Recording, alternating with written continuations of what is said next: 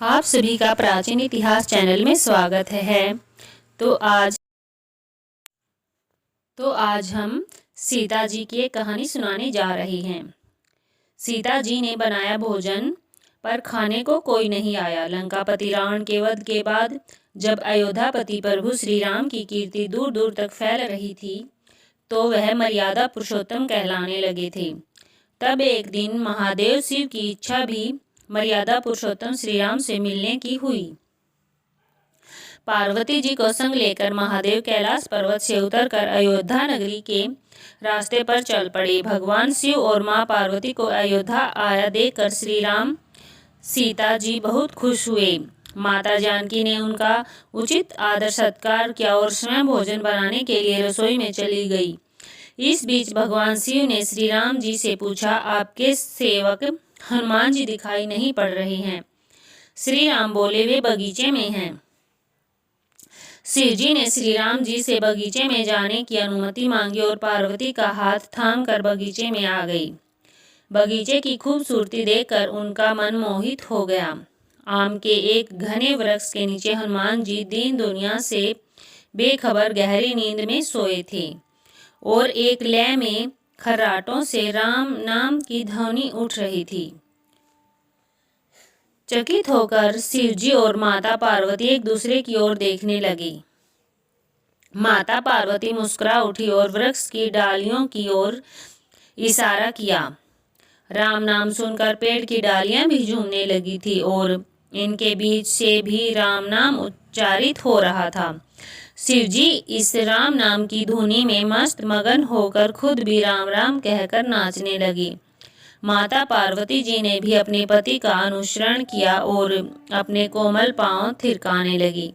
शिवजी और पार्वती जी के नृत्य से ऐसी झनकार उठी कि स्वर्गलोक के देवतागण भी आकर्षित होकर बगीचे में आ गए और राम नाम की धुन में सभी मस्त हो गई।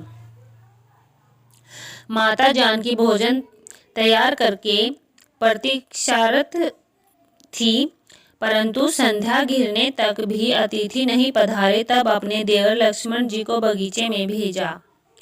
लक्ष्मण जी तो स्वयं को भी श्री राम का सेवक ही मानते थे। अतः बगीचे में आकर जब उन्होंने धरती पर स्वर्ग का नजारा देखा तो खुद भी राम नाम की धुन में झूम उठे।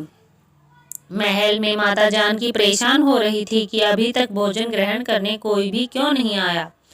उन्होंने श्री राम जी से कहा, भोजन ठंडा हो रहा है, चलिए हम ही जाकर बगीचे से सभी को ले आएं। जब श्री सीताराम जी बगीचे में गए तो वहां राम नाम की धूम मची हुई थी। हनुमान जी गहरी नींद में सोए हुए थे और उनके खर्राटों से अभी तक राम नाम निकल रहा था। श्री सियाराम भाव विहल हो उठे। राम जी ने हनुमान जी को नींद से जगाया और प्रेम से उनकी तरफ निहारने लगे। हनुमान जी प्रभु को आया देख शीघ्रता से उठ खड़े हुए। नृत्य का समाभंग हो गया। शिव जी खुले कंठ से हनुमान जी की राम भक्ति की सराहना करने लगे। हनुमान जी से संकुचाए लेकिन मन ही मन खुश हो रहे थे। श्री सियाराम ने भोजन करने का आग्रह भगवान शिव से किया।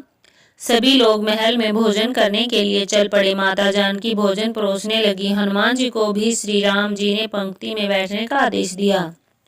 हनुमान जी बैठ गए, परंतु आदत ऐसी थी कि राम जी के भोजन करने के उपरांत ही सभी लोग भोजन करते थे। आज श्री राम के आदेश से पहले भोजन करना पड़ रहा था। माता जानकी की हनुमान जी को भोजन परोसती जा रही थी, पर हनुमान का पेट ही नहीं भर रहा था। सीता जी कुछ समय तक तो उन्हें भोजन परोसती रही, फिर समझ गई कि इस तरह से तो हनुमान जी का पेट नहीं भरेगा।